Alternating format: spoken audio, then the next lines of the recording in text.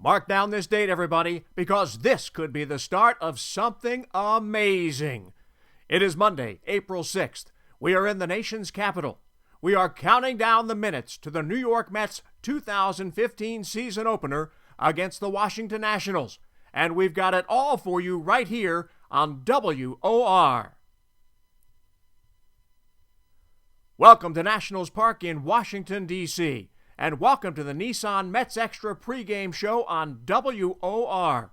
I'm Larry Burnett, and you can probably feel the big smile on my face right through your radio.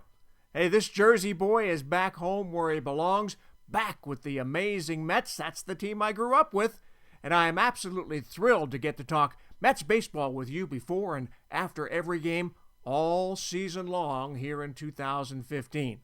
All right, I may start singing Meet the Mets any moment now. Bring the kiddies, bring the wife, but all right, I'll try to restrain myself. No promises, though. Mets skipper Terry Collins. He's going to be joining me shortly for the manager's show, and a bit later, we'll go to the leadoff spot with the Mets' big free agent addition, Michael Cuddyer. All of this leading up to Howie Rose and Josh Lewin calling the first pitch right around 4:05 this afternoon. We have got a great pitching matchup. Matt Harvey back on the hill for the Mets. He'll go against Steven Strasburg as the Mets start the season on the road again this year. And don't forget, the Mets' home opener will be 1 week from today at Citi Field. First pitch, 1:10 p.m. as the Mets play host to the Philadelphia Phillies. I know this, we're going to find out a lot about this year's Mets in this first week of the season. They will play 3 games here against the Nationals, the reigning National League East champs, and then head to Atlanta for 3 games. And don't forget, last year, the Mets and the Braves posted identical 79 and 83 records and finished, 17 games behind Washington in the division. Now, quite simply, the Mets expect to be better than 79 and 83 this season. But there are a lot of questions that have to be answered in 2015. How healthy are Harvey, Parnell, and David Wright? Will Curtis Granderson bounce back from that subpar year? Can a 36-year-old Cuddyer still deliver some pop and punch? How does Jacob deGrom top his Rookie of the Year season? And can the Mets get consistency at shortstop and behind the plate? Well, Terry Collins says the Mets have the pieces to compete this year. This guy's turning up the heat not only on his team, but also on himself. The Mets skipper says it is time to contend. I talked with Collins a short time ago in our exclusive manager show, brought to you by Lexus of Route 10 in Morris County. You'll get to hear Terry Collins before every Mets game this season, exclusively here on WOR.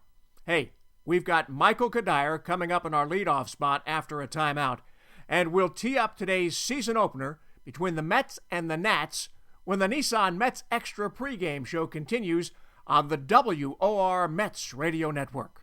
I'm Larry Burnett with you from Nationals Park in Washington, D.C.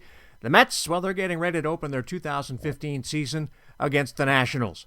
These two teams opened the season, you'll remember, last year right here, and it did not go well for Terry Collins' club.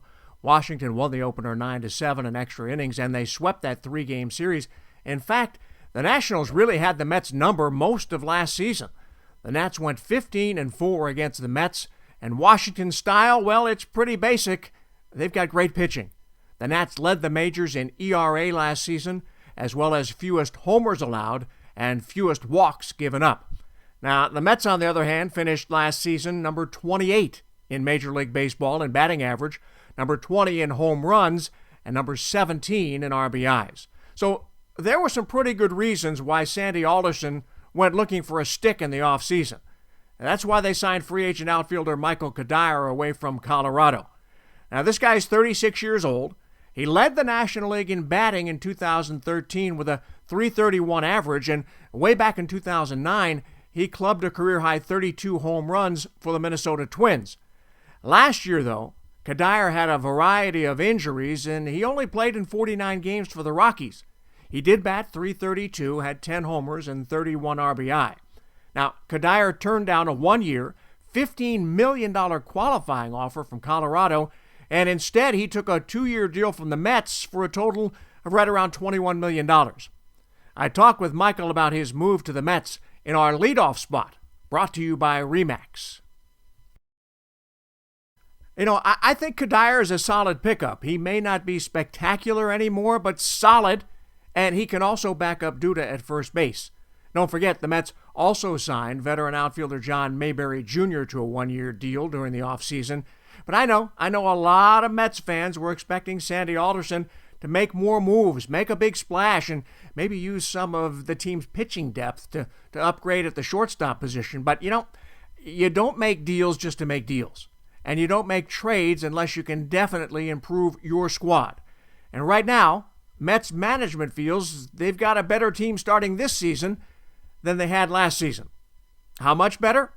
Well, we're going to find out shortly when the Mets open their 2015 season against the Washington Nationals. Howie Rose and Josh Lewin will be here to call the game for you right after the upcoming break. I'm Larry Burnett. I'll talk with you later on the Mets Extra postgame show.